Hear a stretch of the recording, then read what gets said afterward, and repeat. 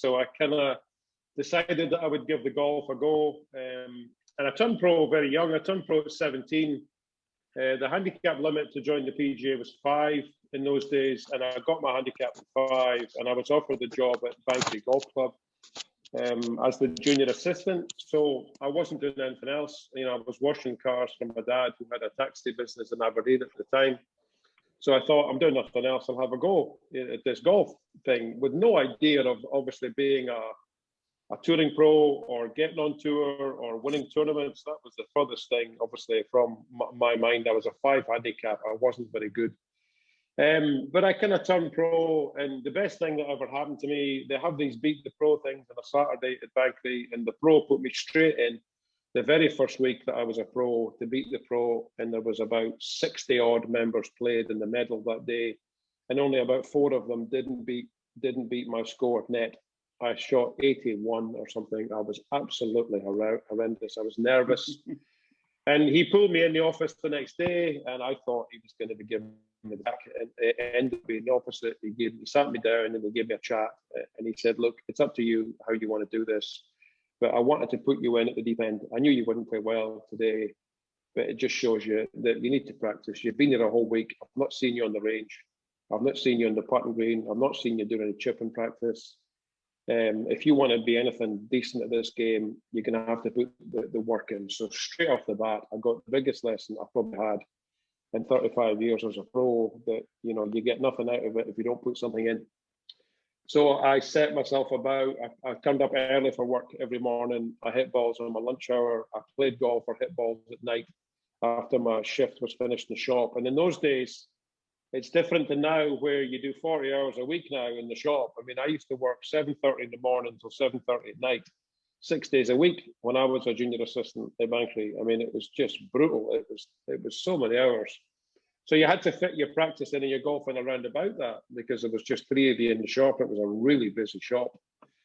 And I kind of started doing all right. I got a nice level very quickly because I was working really, really hard. I mean, even in those days, I was practicing couple of hours, 3 hours a day, even working, you know, a 12-hour shift. I was managing to hit quite a lot of balls, because all I did was hit balls and work. And then you get a bit of confidence, and, you know, obviously, you know what it's like. Winning breeds winning. You get a good feeling from it. You want to do it again. You want to practice even harder. And then it became very clear that my short game was pretty good, you know, without really working on it much. I must have been quite a natural at that.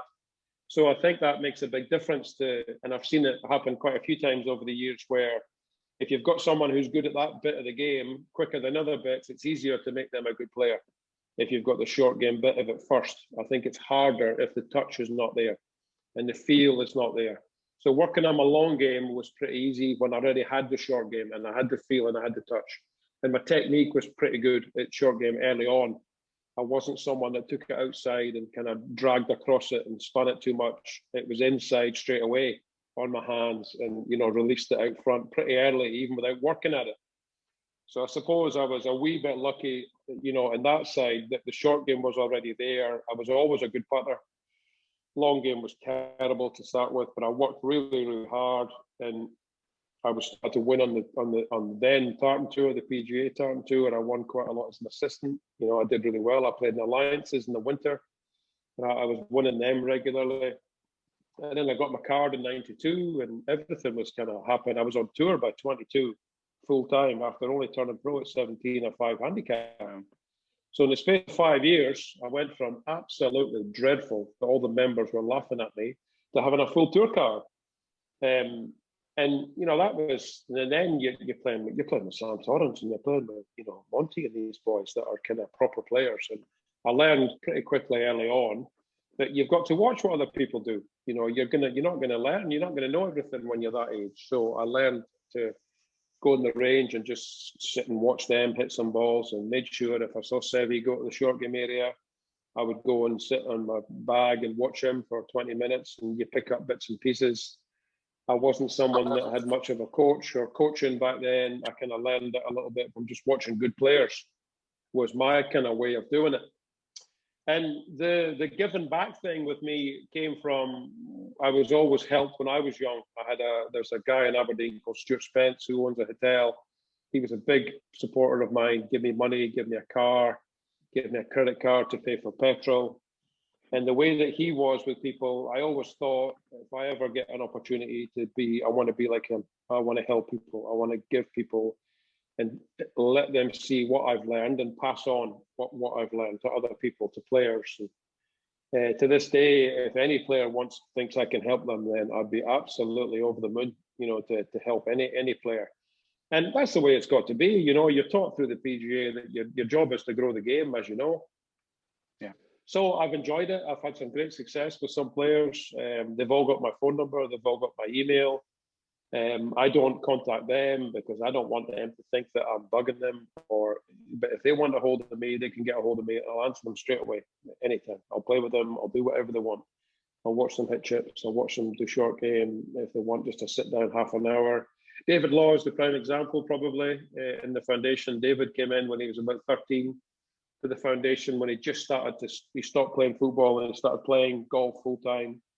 So we kind of spent a bit of time with him. And again, he comes into my bay at the golf centre and we sit and have half an hour chats. And he instigates the whole thing. It doesn't come from me. Again, I've learned that it's not for me to put myself on people. If they want to speak to me, they know what I am. I'm always approachable. I don't like when people try and put themselves on you and try and tell you this is the way to do it. There's loads of ways to do it. There's not one way to do it. I learned that very early on. It doesn't matter how you swing it. It's what you score is the kind of big thing with me. Same with short game. I don't think there's one way to do it. If you're a player that whips it outside and whips across it and you get good results, why would you change that? Is my kind of philosophy. You can work around it to get things a little bit better. So, in a nutshell, that's my kind of story. And when I got on tour, I did all right early on, and then I had a little bit of a poor spell. I struggled a wee bit. 94, 95, I was having a poor time. That's when I contacted David Whelan, who at the time was working for Lead down at Chart Hills. So I used to go down there and see Wheelie, and then I would see Lead when he was over in the UK a couple of times a year, and we went to see them at the camps. In the winter in America. Naples, we used to go, and we went to Orlando a couple of times, and obviously picked up a lot of good stuff from Lead. He was the first guy that I worked with that gave me drills to work on.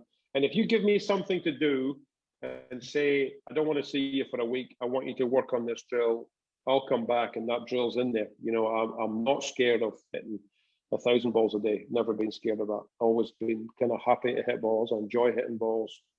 And that's kind of, that's my story. I don't like complicated. I like really simple. I like someone to give me something to go away and work at, and I'll come back a few days later and I'll have it in there. I don't like to get loads and loads of technical information, one after the other. I like one thing to work at and, off I go. But everyone's different. Everyone sees it different. Some players like really, really technical. Some players like it really, really simple.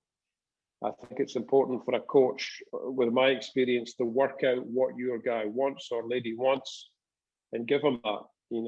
It's not for you to tell them, what to do. It's for them to tell you, this is what I want to work on. This is what I'm struggling at. And for you to go away and work out a plan of how you get that player better as to how he wants to do it or she wants to do it, I would say.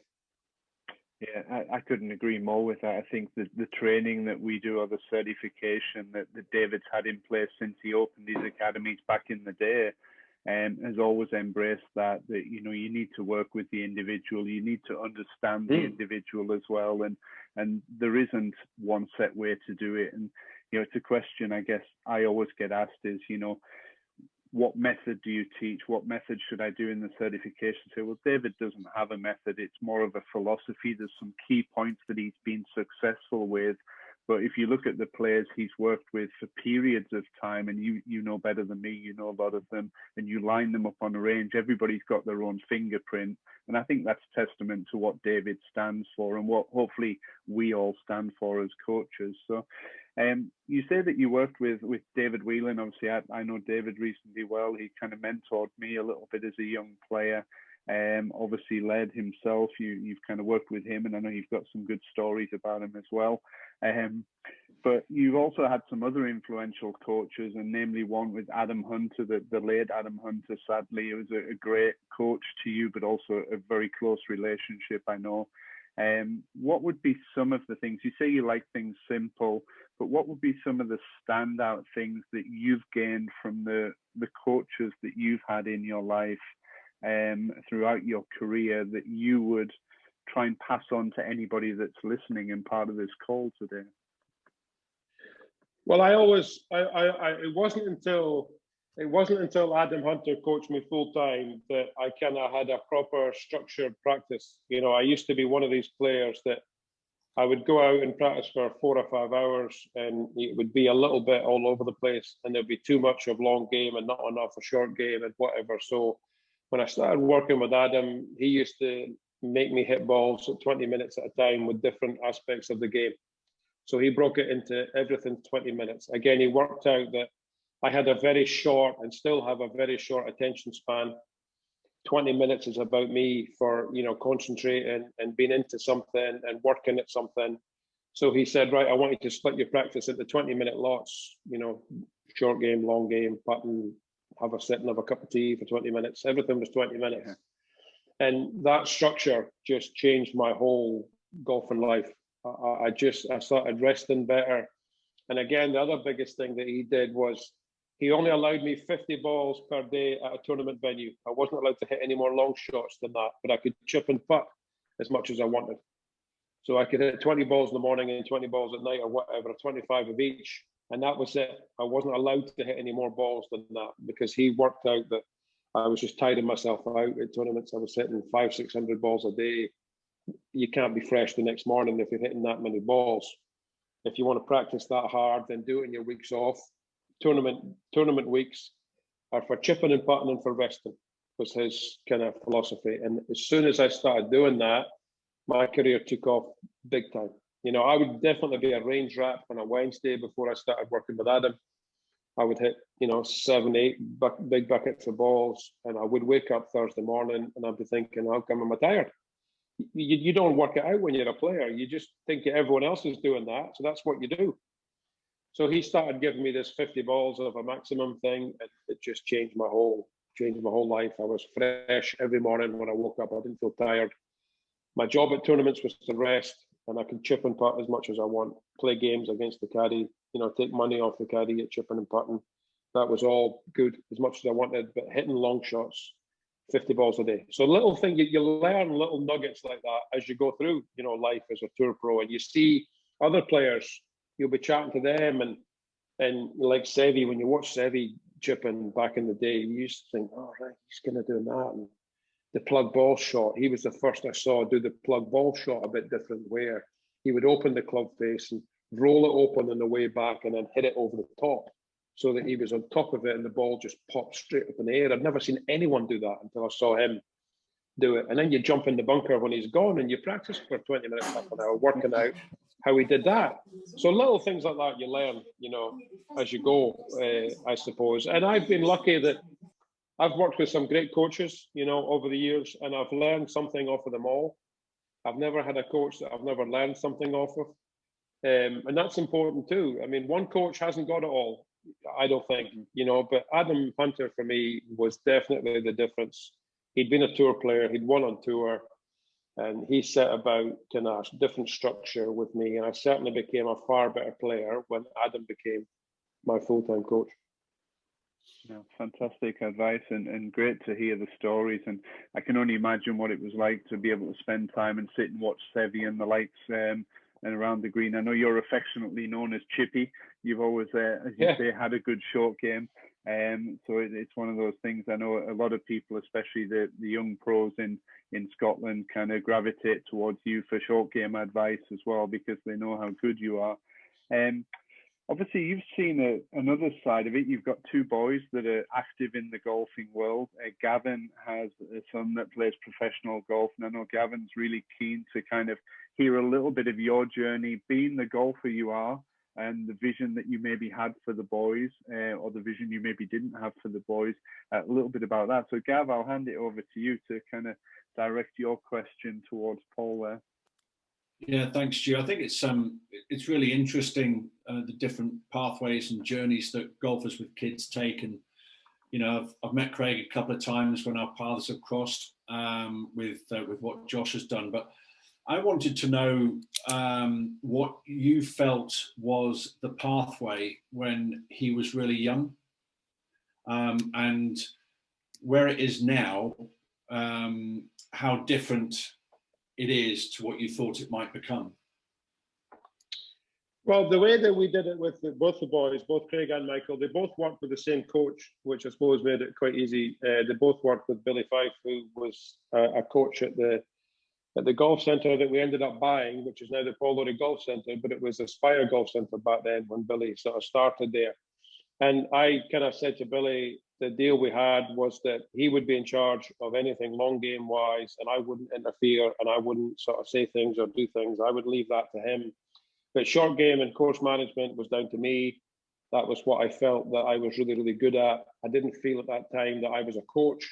I wasn't trained as a coach. I was a player. It's quite a difficult mindset for a player to then jump into being a coach.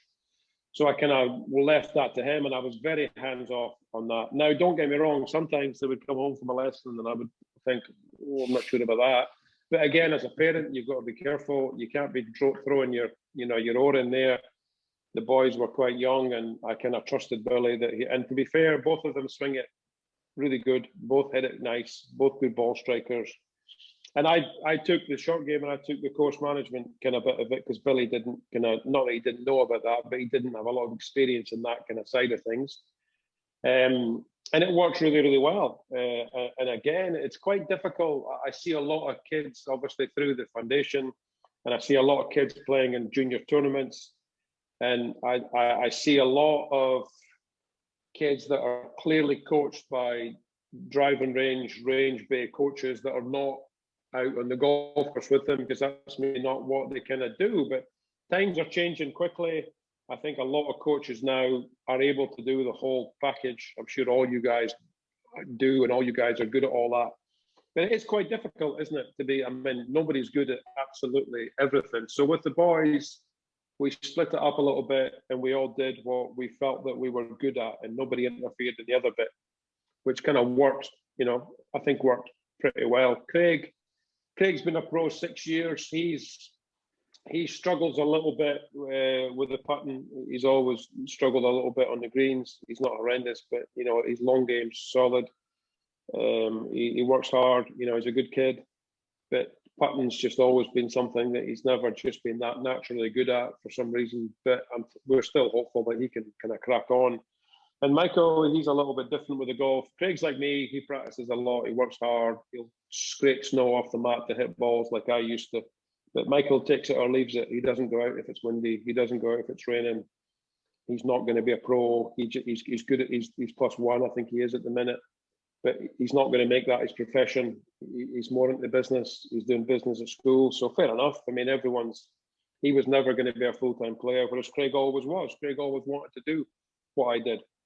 And another thing I made it with them, I always made it competitive.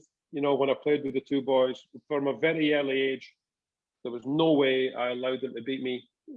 If they beat me, they deserved to beat me. I didn't want to go down the road of, like, my wife used to get a little bit upset. Oh, let them win, let them win. I'm not letting them win, you Joe. The day they will win, they'll deserve it. And it was true. Craig beat me the first time he was 14. We were playing 9 holes at D-side, and to be honest, I wasn't really paying attention. We're walking down the last hole, and I'm 1 over, and he's 1 under. And it dawned on me, oh no, so I said to him, what score are you? And he said 1 under. I'm like, no way. And he held it from about 5 feet for a par to beat me, because I birdied the last by a shot. And he dropped his putter and he ran straight up the hill to the clubhouse at D-side to tell all his mates that were on the balcony.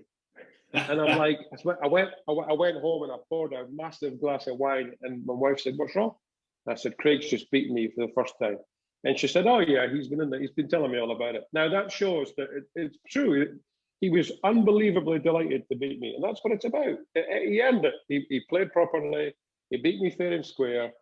Would he feel the same if I let him win? I don't think he would. So we made it competitive with the boys when I played. We always kept score. We went on holiday, we kept score, we kept scorecards, because I thought one day they're going to have a scorecard in their hand. So that's kind of how we did it. Yeah, we do that, but I'm disappointed that I'm not better than you, Paul, to be fair, because I can't choose when I lose or win against them. So it's a pretty sad statement. Yeah, I used to be able to, but not anymore. They beat me anyway. Craig beats me all the time now. It drives me insane, honestly. I know, it's so tough frustrating. one, I still haven't gone over it. Oh, it's tough. There's no question. So what? I mean, you hadn't yet won the Claret Jug when Craig was born. So how did you manage your time, given the fact that you love practicing so much? Well, I mean, just lucky that my wife has always been, unbelievably cool with it. She knows exactly the story. She knew that was my job. I've always been a person that, for me to play my best, I have to practice a lot. I'm not naturally gifted at it. I'm not someone that can leave the clubs alone for 4 or 5 days and pick them up and, go and play well. I'm always someone that has to keep at it and keep on top of it. So, I think she realised that straight away as much as I did. So I was always hitting balls. I was always working. I was always practicing. But I was lucky that she kind of saw it that way. And the boys, when they were young, were always great too. There was no grabbing of the leg when I went to the airport. They got it straight away that Dad was away 30 weeks of the year and he was travelling and he was playing and probably happy to get rid of me, to be honest, most of the time. So that's why there was no grabbing of the leg. But no, I've been lucky that the family's always kind of understood exactly what I do and how I go about it, and the way I do it is important to me. I don't want to be slapping it around, not playing my best. So if I've got to go and do 2 hours of practice at 7 o'clock at night, I'm going to go and do that. And it was always an understanding that we had. Yeah, perfect. I've got one golf fan question for you, actually, which somebody sent me. They couldn't be on the call tonight, but they wanted to know how differently you felt at the start of the playoff versus the 2012 Ryder Cup. I've spoken about this a few times, but the playoff is probably the calmest I've ever felt playing golf. It's just the weird, I can't explain it. It's a little bit of Adam again with his wisdom. And as we were driving out in the buggy to the 15th tee to start the playoff, I was sitting with him at the back of the buggy and the caddy was in the front of the clubs. And he'd asked me a question and I hadn't answered him. And I think he'd looked at me and he thought, oh, wow, he not looking too good here. So he kind of quickly thought of something and he said, I want you to get on the tee and I want you to look at the other players. I want you to look at Van Velde and look at Leonard in the face. That's all he said. And I got on the tee and I looked at the two of them and Leonard was gone, absolutely gone. I felt he was under the most pressure of the three of us because he'd won it in 97. And he really should have, people were thinking he should have won that playoff. He was, well, he doesn't say much at the best of times, Justin, but he was quite quiet and quite sort of. And then Van der Velde appeared and he'd lost his hat in the recording area and he was joking with the crowd at the back of the tee and he had a policeman's hat on and he was joking and I'm like, wow, you're trying to hide your nerves here. It was so obvious that he was nervous and was trying to hide it. And I looked round at Adam, who was standing on the left-hand side of the tee, and he just gave me a little nod and I thought, I'm going to win the Open here. And all of a sudden, it just came over me, just an absolute calmness. And I knew right there and right then, I was going to be the Open champion. It's the strangest feeling I've ever had in my life. And I never felt nervous. I never felt anxiety, not a bit of it. I just knew I was going to be the Open champion right there and then. It's weird. So that's the calmest I've ever felt playing golf. 2012 was the complete opposite. I felt under a lot of pressure in 2012 because I hadn't played in the team for 13 years. I didn't know half the team because a lot of the team were in America and I was still in Europe. Even though I knew them, I didn't know them very well. I had been playing really good and I'd won twice that year. So again, I felt as though I was in form. And then we got there and I probably played the worst I'd played for about 5 years in the 2 practice rounds that we played prior to the thing starting. Alathabal walked around with us in one of them. I was absolutely dreadful. That's why he didn't start me Friday morning. Apparently his plan was to start me Friday morning in the foursomes, and I played so poorly, he changed his mind. So I fell under huge amounts of pressure in 12. And I had a putting lesson from Darren Clark on the Saturday evening. He gave me a little lesson. I've always had a very long putting stroke, and I decel a wee bit into it, but it's just the way I've always putted. And he said, I know you've always done that, but I think you need to just shorten your stroke a little bit and give it a little bit more of a hit. And I hold everything for about 40 minutes on the putting green that night before we went in for the singles. And he said, how you feeling? And I said, tell them to put me out, whoever you want. I'm taking that person down. And I don't talk like that. That's not how I am. And I said, I'll take down anybody that they give me tomorrow. I'm telling you now. Because I'd been playing good and I couldn't get the ball in the hole that week. So that was kind of how it came about. So 2012, I was very nervous. I didn't feel comfortable all week until the Sunday. I played and putted. I was 6 under for 15 on Sunday.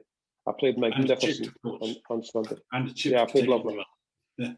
yeah, it was nice. Perfect. That's a great insight, isn't it, Stu? No, amazing. And Paul, you touched there a little bit upon feeling nervous. I think there are times throughout your career where obviously there will have been nerves. What things or strategies have you developed over the years that have helped you cope with any nerves, or is it that you've just learned to embrace them, or is there anything in particular that stands out? Yeah, I've worked with psychologists over the years, off and on.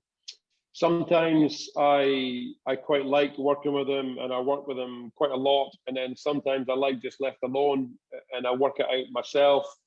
But again, when I worked with Dr. Richard Cox, who was an English guy but lived in Wishaw in Scotland, I worked with him for about 10 years, around about the Open time. And he gave me a couple of breathing techniques to work on, when I was feeling nervous. And he made these tapes for me, and it would just be his soothing voice on the tape. And I had to put them on at night before I went to sleep. And just little wee techniques like that. It's amazing how, what a difference it makes. And then sometimes I can't be done with all that, and I just want left alone, and I work it out on my own. And the next time I'm quite reliant on these people, and I speak to them a lot, and I call them a lot. So I don't have an actual one way of doing it. I kind of like to mix it up a little bit, where I work with them sometimes and sometimes I don't. But certainly the breathing thing, it's huge. I use it quite a lot, especially when I'm putting. You kind of take a breath in, and as soon as you go out to putt, you breathe out, and it's a nice, slow, long breath out as you putt. I do that a lot when I practice my putting. When I feel as though I've got a very important putt to make, or as a putt that I feel as though I need to make, I do that drill, now and again. But again, everyone's different. Everyone sees it different ways. I don't like having lots of these people with me at tournaments. Like, I don't like my coach at tournaments. I don't like a psychologist at tournaments. I like to go on my own with the caddy, or if Marion comes, I love when Marion comes. But I'm not a big guy for having people like in my room at night dealing with coaches and all that. I don't like all that clutter. I certainly couldn't do it the way that some of the top players do it nowadays, where they have 4 or 5 people traveling with them full time. That's just, I couldn't be done with that. And again, it works for them. That's how they've got to do it. So a lot of my work with the young players, I kind of try and get them to, you've got to work out which way is best for you. Don't copy anyone else. That doesn't work. Just because Justin Rose does it or Rory McIlroy does it, that is the wrong thing to go about. You've got to work out which way you'd like it done and stick to that. That's really important. Make a decision, stick to it, and work hard at that decision. Don't, change about. And so I think that's quite important. So a lot of my work with the players is there's no right and wrong.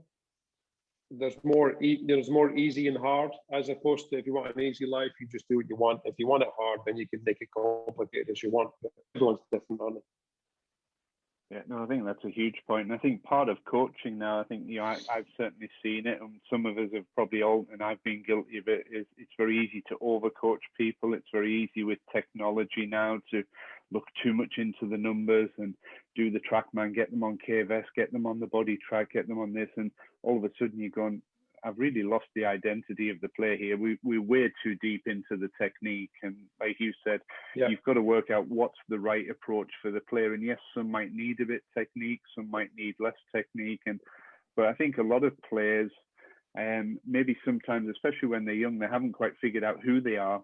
And I think part of our role as a coach is to help work with them and figure out who they are. And I think that's kind of what hopefully you'll bring to some of the up and coming Scottish golfers, is really offering the wisdom that you've just given us to let them know how important this is, to go find yourself, go find out who you are and embrace that, and then let's work around that. It's quite sometimes I quite like when, let's say like Spencer would probably tell you, Henderson, when I worked with Spencer for a while, if I booked an hour's lesson with Spencer, I would like him to turn up and I would do 15 minutes with him, and he would tell me what he saw, and then he would head off for half an hour and leave me alone, and I would work at it, and then I would get him to come back in for the last 50 minutes of the lesson, kind of seeing what it is I'm doing. I like to somebody tell me what they see and then leave me alone and then come back. I don't like someone standing there the whole time as I'm trying to work it out, because no matter how good a coach you are, you're still not in my mind. So whatever you say is going to clutter or kind of not upset me, but it's going to make it harder for me. So I like to hear what you've got to say, video it, show me what I'm doing wrong or what you think I'm doing wrong, leave me for a bit and then come back at the end. Is how I kind of worked out how I like it the best. A little bit odd, but again, we're all a wee bit odd. You've got to work out what quinks you like and get them sorted out. Yeah, no, I think it's a fair point. And I think as a coach, sometimes there's that expectation that you feel on you, the fact that somebody's paying you for an hour of your time. A lot of coaches feel duty bound to always be saying things and always be telling people information. Yeah. And Dave Whelan was probably one of the guys that I always looking at. I spoke about this with a lot of people through our certification programs, that, he talked a lot about the power of silence. I mean, Wheelie didn't say a lot at the best of times, and, it's one of those things. He'd kind of, exactly what you said, he'd go, okay, let me have a look. You'd maybe look at him, he'd say, yeah, hit a few more. Let me have a look. Okay, right. Okay, here's what I want you to try and do. He kind of wouldn't talk too much about what's going on. He'd present the solution and point you in the right direction. And then if he wasn't saying anything, you kind of figured that, hey, I must be doing okay here. And he would only kind of jump in if he saw you struggling a bit. And I thought, I always remember that, and I try and teach a lot like that myself, where you think, okay, it's time to shut up now. I've kind of given them what they need to do, let them figure it out a little bit. We've got a couple of good questions come in. Try and let the people that have asked the questions ask themselves. So we'll start off with Steve Moore. Steve, if you want to open your mic up, you can ask Paul your question yourself. That was a pretty good one. Hey, Paul. How's it going? Hey, I'm good. And you? Yeah, good, man. Glasgow Celtic fan, so don't hold that against me just yet. Ask my question. What's the score? Is it still 1-0? Oh, I think so, yeah. It's a bad season. I've kind of written it off at this stage. So I support from Canada, so the further I am away, it's better. Let me just check. Yeah, it's 1-0 Celtic. 9-10 minutes to go. No, not good. That's all right. There you go. I know the year you won the Open, you'd won in Qatar, so you were used to winning. My question is, when you won the Open, did you feel, all right, that's it, like my game is good enough now to compete and I'll just keep doing what I'm doing, it's working? Or did you feel, okay, now I've got the bit between my teeth, I need to do something more to maintain this level or push even harder to get more success in majors? Good question. When I won the Open, it was quite difficult because Adam Hunter and I were still making a few changes and we were still working a little bit. And then all of a sudden, the media spotlight was on me 24/7.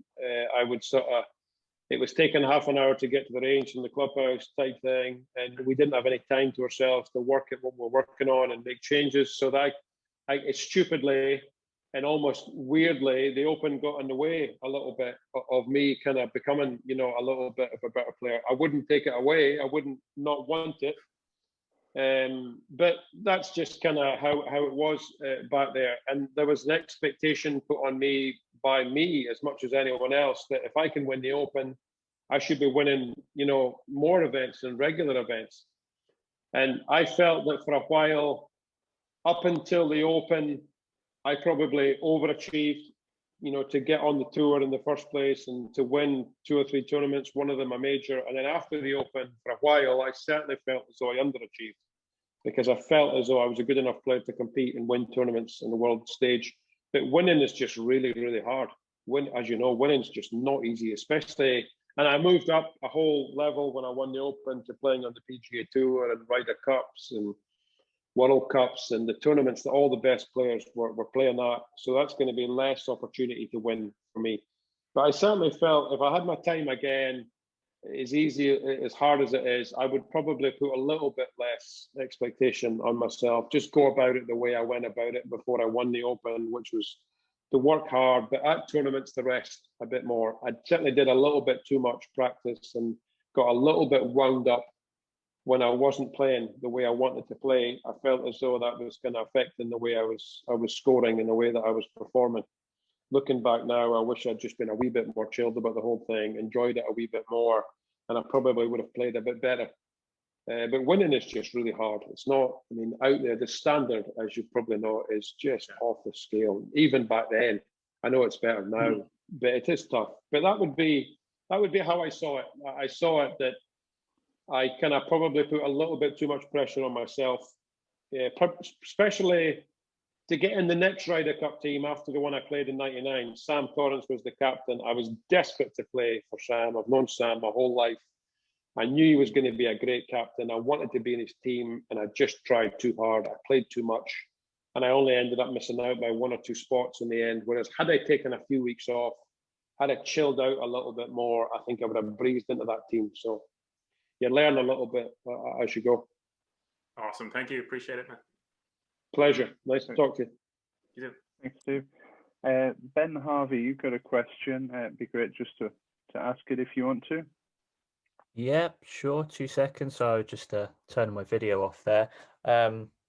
Hey, Paul, how you doing? I'm very well, and you? Yeah, not too bad. It was a quick question. I might actually, it's good timing actually, because I might have to leave in about 15, 20 minutes. So I've got to drop a dog home to somebody. I once met I once met Darren Clark. Oh God, don't take that badly the wrong way. Sorry, I once met Darren Clark. He was in Orlando Airport, and he came up behind us, turned around, and was like, "Oh God, it's Darren Clark." He was the nicest guy. We had a 45-minute chat, and I was playing off 4 at the time, and I kind of asked him. I said, "Look, how important is the long game to the short game?" And he was saying at that time, what was it, 2011? He won the Open, that sort of era. Yeah. He was saying that most tour pros, he said the best advice he could give me was most tour pros spend 60% on the short game and 40% on the long game. With today's technology and how everyone just seems to hit it miles these days, do you think those numbers are still relevant, or what are people mostly working on? I think probably those numbers have jumped around a little bit, where people are now, because maybe on the back of Rory, and how well he drives the ball, and how when he drives the ball well, he seems to win. I think those numbers are probably flipped around a little bit, and that people are working a little bit more at the moment on strength and conditioning and length, as opposed to, short game and touch. Because back in the day when, Persimmon Woods and whatever, it was hard to be a proper ball striker with the thin blades and whatever, where short game became very important and became the be all and end all. Whereas now, I think players are spending more time, working in the gym, working on long game, and working on hitting it as far as they possibly can, because that's the game now, isn't it? It's hard to move the ball left to right and right to left because of the technology and the way the ball is and the way the clubs are.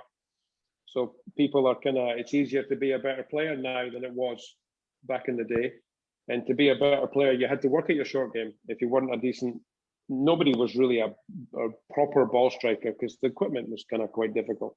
Whereas now there's more people who hit it miles, and they're strong, and they've got a bit of strength and a bit of length.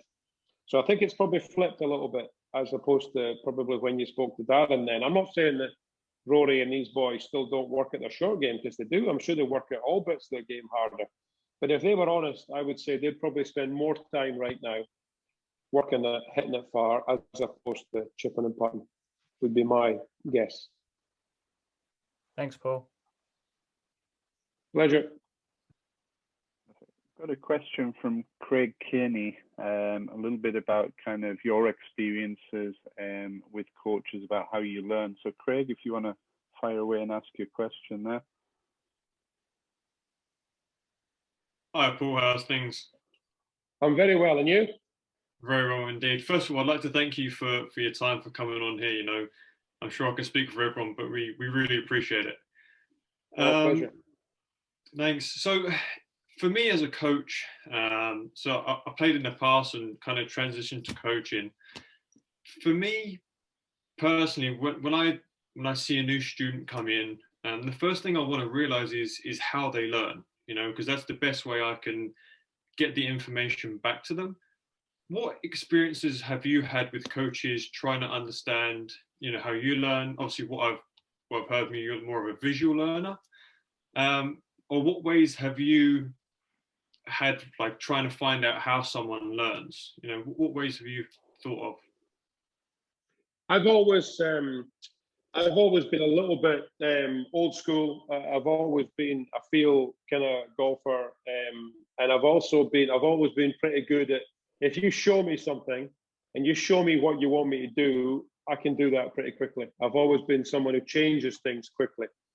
So if I was doing something and Adam or Led or whatever, if they said to me, you're doing this, you need to do that, within a couple of hundred balls, I could pretty much have it in there, which is unusual in a way, especially coming from where I came from with not a very good technical background with the swing, to then being able to do that pretty quickly was a wee bit odd. The best way that I found for doing that, and I started doing this when I went to Adam Hunter, where he used to split my balls into 10, groups of 10. So every 10 balls, if he gave me something to do of a technical change, 9 of those balls would be all technical and 1 would be on course. So all the first 9, I would have no care of where it was going. I wasn't aiming at anything. It was all working at the move that he gave me to do. And the last ball would be no technical work and all on course, where pick a target, practice swing behind the ball, work on your thoughts, pick a target, step in, hit it. And then as I got better, then that ratio from 9 to 1 went 8 to 2, 7 to 3, 6 to 4, 5 to 5. And the closer I got to a tournament, that number would then be 9 on course and 1 technical, would be how we would do it. So again, I'd never had that until I heard that from Adam Hunter. I'd never heard of that way of doing it. So I would take my 100 balls and split them into 10 lots of 10. And as I went through that groups of 10, it went from 9 technical and 1 on course to 9 on course and 1 technical by the end of that 100 balls. And you learn, I mean, that's a pretty good way of doing it, because there's a load of balls there to start with that you're working at nothing but technique. And then as you get closer to your 100 balls, all of your balls are on course and the change is in there already. So I felt that was the biggest thing that changed my whole career, was that 10 ball thing of getting me to learn and see how I could change it. And I think, I mean, I don't see many coaches, other coaches that I've worked with, have ever mentioned that to me.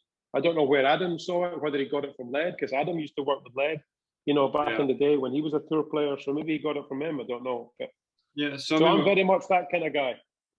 Perfect. Yeah. So I mean, go back to I remember standing on the range of Led at Champions Gate, and he mentioning that to me, because that's one thing I asked him for, because, you know, when I was going through school, I was dyslexic, so I found it really hard to learn and to understand. But no one at school really taught me, you know, what best ways to learn. And for me to find out that I'm more of a visual player, so I'd rather see a swing and be like, hey, you know, I can repeat that. Where everything was written down on a whiteboard and it just wouldn't process in my mind. And that's kind of really why I'm just so passionate about, you know, trying to figure out how someone learns, because, you know, getting the information across to them as clear as possible, for me as a coach, that just helps them improve quicker. Okay, cool. No, I do quite a lot of short game with a few players, and I kind of every person is different. Every person wants it laid over different. You've just got to work out which way they want it. Do they want you to do it? Do they want to see you do it? do they want to learn as in watching you just practice swing, or do they want technical? Do they want, it's amazing how everyone is absolute, and that's the way it should be. Everyone should be different. I mean, I'll probably work with about 6 or 7 players, and not 2 of them want it the same way. So you've just got to work out the best way for that player and just do what they want. I mean, it is quite simple, but different ways take different time. Perfect. Paul, thank you so much. I appreciate that. Absolute pleasure. Nice to talk to you. Thank you. Take care. Thank you, Paul. Stuart Campbell's got a kind of a little bit of a statement, but also a question there. We talked about your journey with your boys, but obviously your dad was a big supporter of golf. And Stuart, do you want to kind of ask the question there? Hi, Paul. Yeah, I mean, hi, how are you? Paul and I are a similar age, and when I used to play in the Tartan Tour events when I lived in Scotland, Paul was certainly the man to beat. What I always used to remember was how supportive your dad was. You know, and he would tend to be there at a lot of events, and I just wondered how after the round, what some of the post-round conversations would look like with him. Well, he before I got my driving license, he would come. He would take me, obviously, drive me to all the tournaments, and he would caddy for me. And then once I got my driving license, I kind of went myself, but he still came, you know, in his own car, and he worked out pretty quickly that, you know, I wanted to do it the way I wanted to do it, and to have your dad, you know, he was unbelievably supportive, as you probably know and probably saw. And he would have done anything that I wanted them to do, which is, as a parent, I mean, I'm the same with my boys. I would take them wherever they wanted to go and do whatever they wanted to do. But man, he was absolutely brand new. But we had some strange conversations, obviously, in the car going back, and we had a typical father-son relationship where, you know, he was a golfer, but not really a good golfer. So he couldn't quite get, you know, when I had a little attitude lapse on the course, he couldn't quite get his head around of why did you do that. So sometimes we'd get in the car and he would say, you know, why did you hit it over there at numbers? And you'd just be like, Jesus, Dad, you know what I mean? I know you're supportive and I know you want me to do well, but you're not helping me. And I have that a little bit with the boys now, where for a while, Michael, our youngest, we would kind of jump in the car and I'd be desperate to talk to him about what happened and what he was doing. And he would put his headphones straight in, you know, as soon as he got in the car, because he knew I'd want to talk to him about it. He didn't want to talk to him. And then a couple of journeys, we would drive off and I would kind of tap him. He'd put his headphones straight and I'd tap him and he'd go, what? And I said, you want to talk about it? And he put his headphones straight back in. He'd go, no. And that was it. That's the journey. That's the 3-hour car journey. You're just sitting there. It's just difficult. So, I mean, my dad was unbelievably supportive, but as a parent now, you just got to do whatever they want you to do. I mean, I know it's difficult, and I get so frustrated sometimes when I take the boys and the boys could play, the boys were decent, and they would do things, and you just go mental because you kind of be hitting the wrong club at the wrong time, or driving at a hole that should be a 4-iron or whatever, and it's just frustrating. But there's not much you can do. And my dad was certainly much like that, but he was absolutely amazing, you know, for me, driving me about back in the day, which you've got to be as a parent. Yeah, it's just that I think a lot of it's down to most of us would always say, you know, how did you do today, rather than maybe what did you learn today? It's almost the good questions to ask, isn't it, in these situations? Yeah, definitely. It's difficult, but and obviously when kids are young too, they don't want to know. And it's amazing how I kind of feel as though I've been a better than decent player, and I feel as though I could pass on a lot to my 2 kids about golf. But they didn't see me as that. They saw me as a dad. So they saw me as this idiot that they didn't want to talk about, even though I know a lot about that bit of it. Now, I wouldn't ask me anything about anything else, but about golf, I'm kind of quite good at knowing what I'm doing. So the boys just saw me as their dad and not as a guy who'd been through a decent career as a golfer. So I found that very frustrating. I found the fact that they didn't want to speak to me about it. Craig's a lot better now.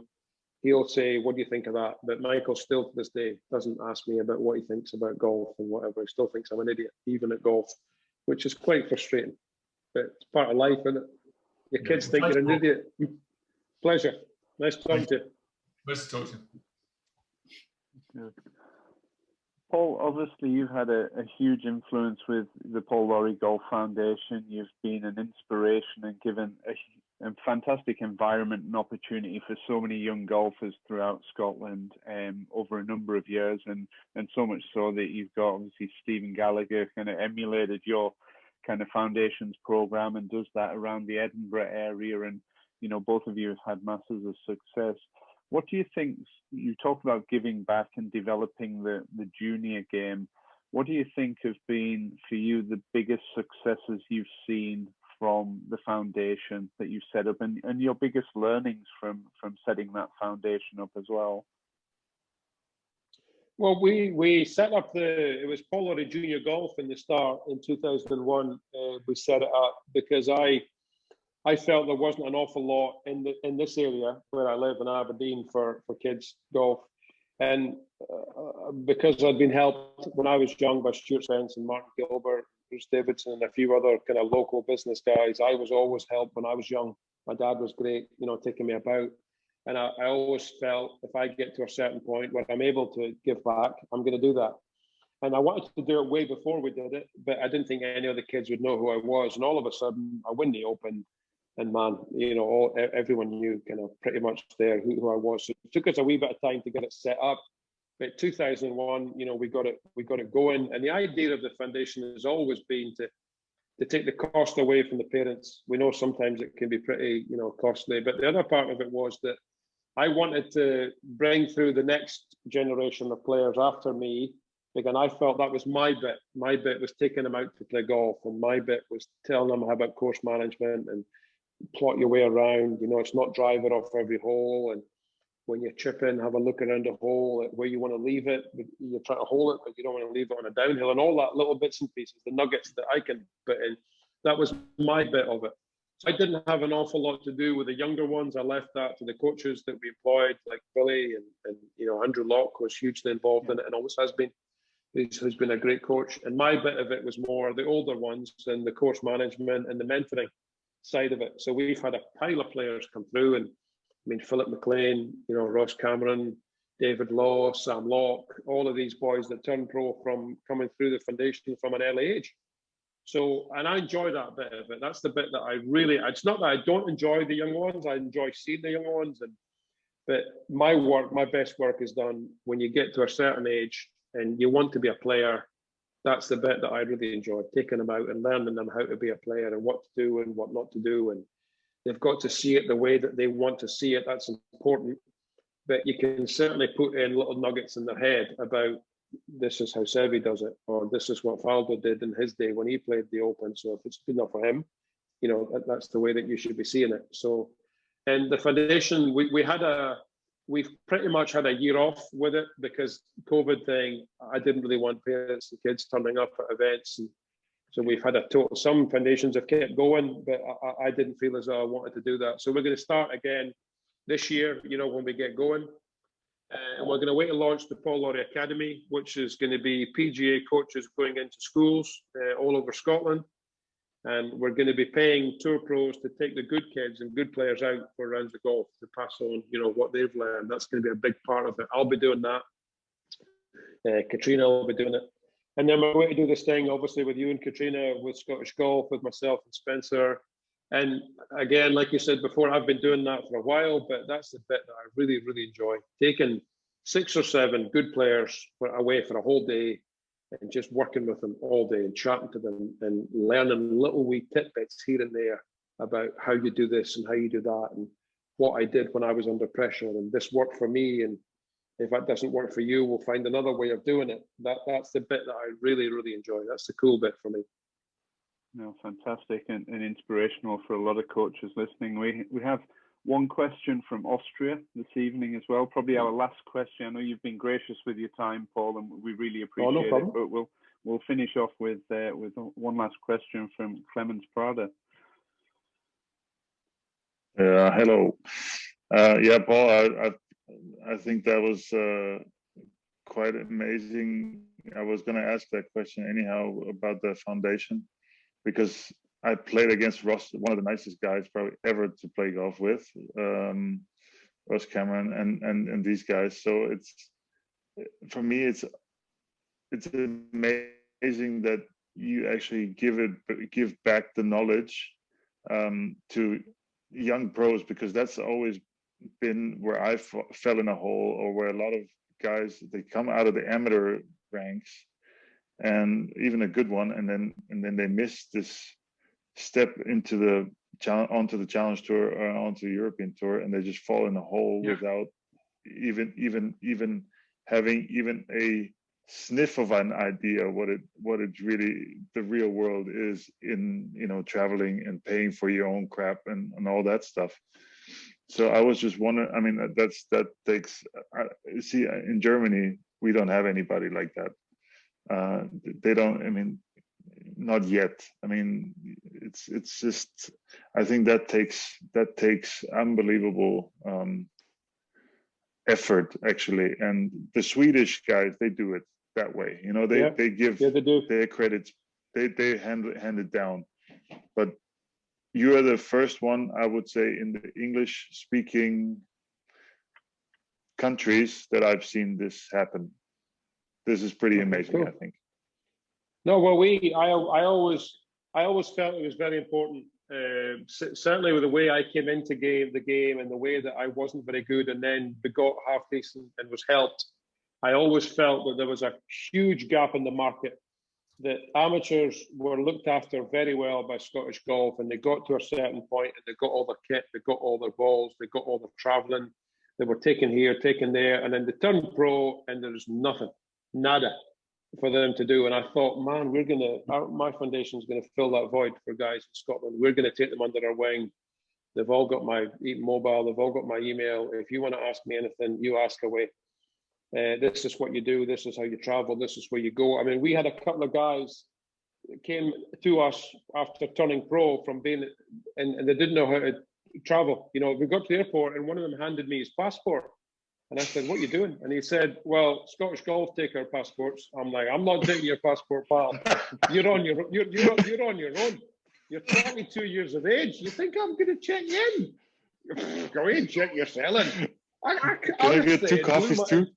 It blew my mind how much it got done for them until they got to a certain age. They turned pro, and then there was nothing, and they were totally lost. You're talking about adults.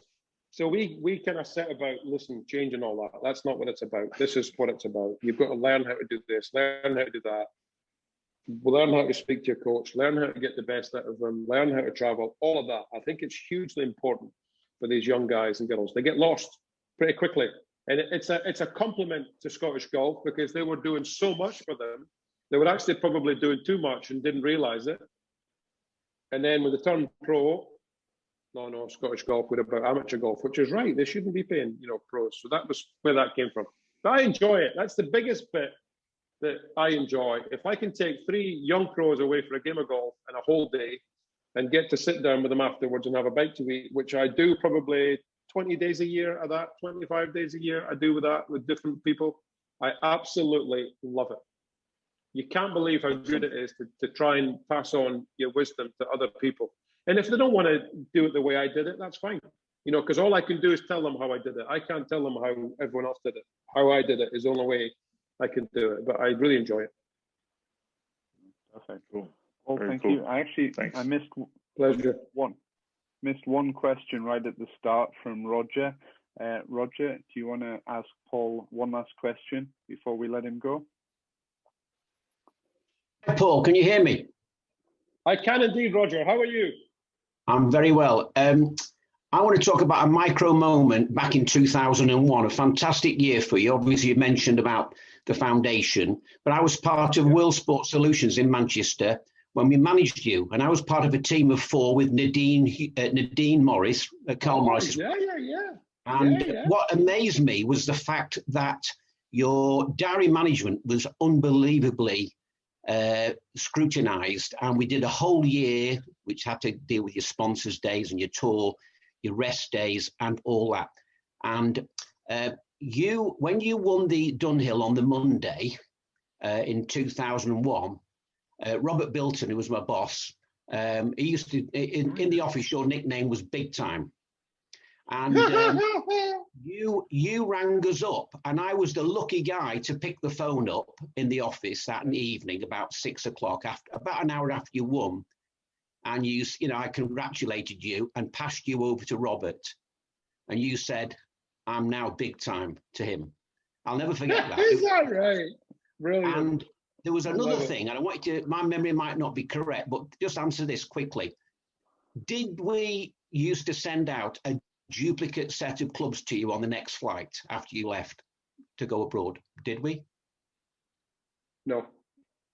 I thought you were looking at doing that, and I thought, well, if that's attention to detail. So you are big time. What might have happened, sometimes if I flew and my clubs didn't arrive on that flight, I would have a second set. Was that what you mean? That was sent out? That's right. Now 100%. that is beyond belief. That was beyond belief. It blew my mind, as fantastic. I've always had that. I've got a second set that are absolutely identical to my real set. Yeah. And if I get to a tournament and the clubs have not came, I'm straight on the phone and I get, if they can, they send them out. Sometimes we wait a day in case the next flight, but if they don't come the next day, boom. Big time. You are big time, yeah. Lovely speaking to you. I remember that moment. Nice to see you. Take care. Good lad. Right. Nice to talk to you again. Thank you. Oh, fantastic, Paul. Well, thank you. Isn't that nice? Big time. I'd forgotten that. Big time, man. What a finale! I don't know. What a finale! You think that's a compliment, though? Yeah.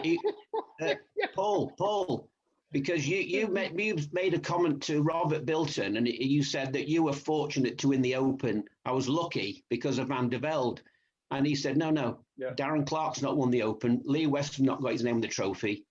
You're big time. You've got your name on the trophy, and that's how it started. There you go. Great story, Roger. Thank you. Isn't that fantastic? Love it. That's brilliant. Absolutely love it. Oh. I'm going to have a brew dog now. Fantastic. Paul, thank you very much. Gavin, anything to add just before we close things out? I can't top Roger. I'm not sure anybody else can. So on behalf of Big Time Enterprises, that's over and out from me. Oh, fantastic. Roger, I knew there was a reason I missed your question out. What a way to finish. But Paul, we really appreciate you taking time out of your diary. It's been fantastic. I'm sure everybody listening really appreciates it. And you've shared so many nuggets with us that hopefully everybody can take a few of those and use them for themselves or implement them into their coaching and think a little bit more outside of the box when they're looking at players as well. So on behalf of Golfzon Leadbetter and me and Gavin and everybody else, thank you so much for your time today. We really appreciate it. It's been an absolute pleasure, and to everyone listening, keep up the great work that you're doing. We need coaches in the game. There's no question about that. You all do a great job and a vital job to everybody. So keep up the great work, and I hope to speak to you all again soon. I've thoroughly enjoyed it. Thanks very much for having me. Oh, perfect. Thank you, Paul. Thanks everybody. Yeah, thank you, Paul. Thank you. Thank you. Thanks, Stuart. Okay, take care, guys. Bye, everybody.